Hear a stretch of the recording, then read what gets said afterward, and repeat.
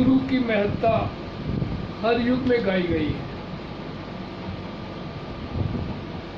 चाहे वो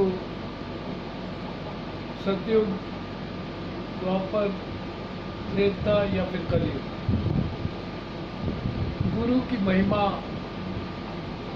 अपरंपार है। गुरु ने ही सबको सब कुछ दिया है। इतिहास इस बात का साक्षी है। I pay my gratitude to God, Sadguru, and all the saints of the society who are spreading spiritual knowledge to all the human beings.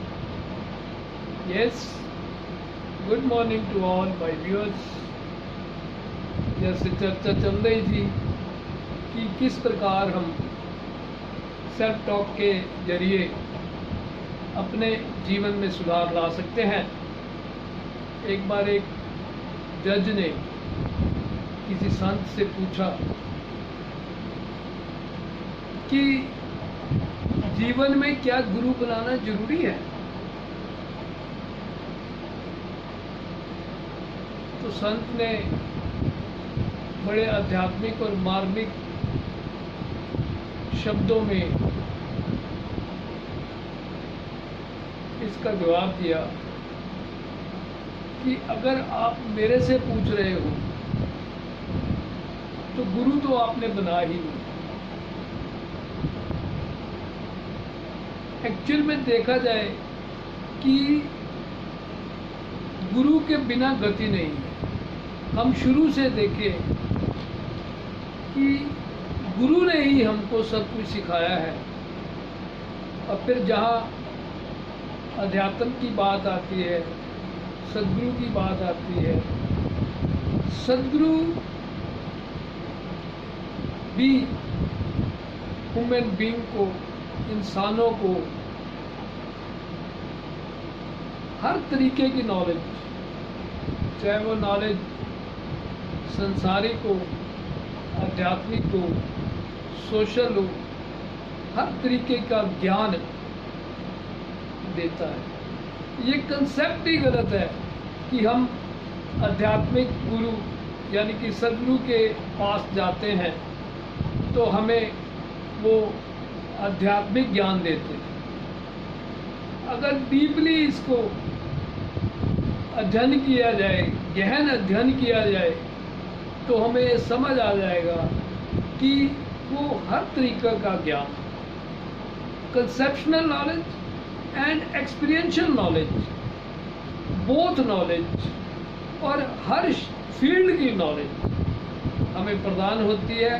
कुछ विजिबल होती हैं, कुछ इनविजिबल होती हैं। कुछ तो दिखाई दे जाता है कि चर्चा अध्यात्म की हो रही है, भक्ति की हो रही है, डिवोशन टू गॉड की हो रही है, लेकिन जो इनविजिबल नॉलेज है उसमें सोशल भी होती है, उसमें संसारिक भी होती है, उसमें सारी एटीट्यूड के बारे में भी होता है जो हर जगह काम आता है। तो ये अपने आप में ये समझना कि सदगुरु सिर्फ अध्यात्म से जोड़ता है, ये कंसेप्ट टोटल गलत है। सदगुरु से हमें हर प्रकार की शिक्षा प्राप्त होती रहती है। मेरे को एक बात याद आ गई कि टंकी प्रोजेक्ट बड़े चर्चा में रहे। पहले जापान टेक्नोलॉजी में नंबर 1 है, तो उन्होंने टंकी प्रोजेक्ट चलाए कि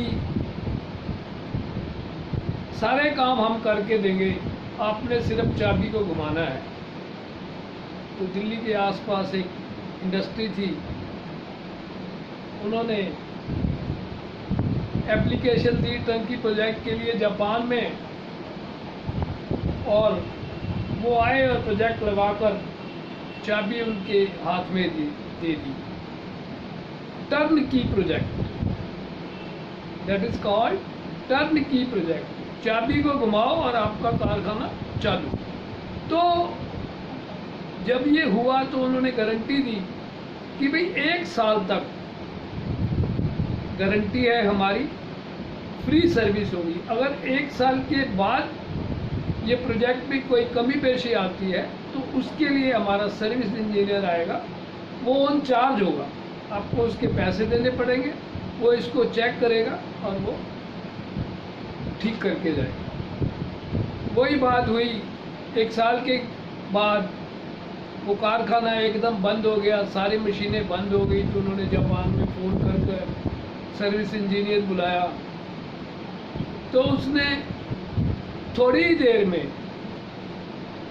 एक स्क्रू ड्राइवर से एक नट को कसा, सिर्फ एक नट, एक स्क्रू को टाइट किया, कारखाना चलने लगा। ये है ज्ञान की कीमत, ये है एक्सपीरियंशियल नॉलेज की कीमत।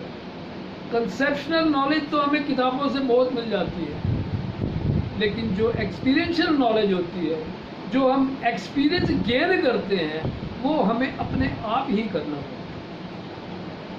तो ये ज्ञान भी सदगुरु देते हैं। हम देखते हैं महाभारत में किस प्रकार से अर्जुन ने जब प्रण ले लिया, वचन ले लिया कि मैं कल सूरज अस्त होने से पहले जयद्रथ का वध कर दूंगा।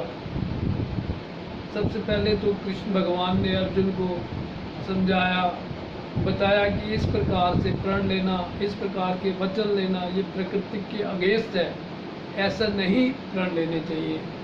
फिर शिष्य की हेल्प सदगुरु कैसे करता है, किस प्रकार से समय के रहबर ने सूरज को अस्त किया, फिर उदय किया, और जब अस्त किया तो जयद्रथ के खेमे में लहर आ गई कि सूरज अस्त हो गया, अब तो अर्जुन मार ही नहीं पाएगा। लेकिन उसके पश्चात, एकदम पश्चात, with in the fraction of minutes कह सकते हैं, जो लिखा हुआ है किताबों में, शास्त्रों में, सूरज फिर उदय हो गया। उससे जयद्रथ भी अर्जुन के नज़दीक आ गया, उसको टारगेट भी मिल गया, फोकस भी मिल गया, और उसका वचन भी रह गया, उसका प्रण भी रह गया। इस प्रकार से सदगुरु अपने शिष्य की हेल्प करता है। ये चीज़ें हमें तब समझ आती हैं जब हम सेल्फ टॉक को पॉजिटिव करते हैं और इस स्पिरिचुअल नॉलेज को प्राप्त करने के लिए सदगुरु की शरण में जाते हैं, संतों की शरण में जाते हैं। इस प्रकार से जब हम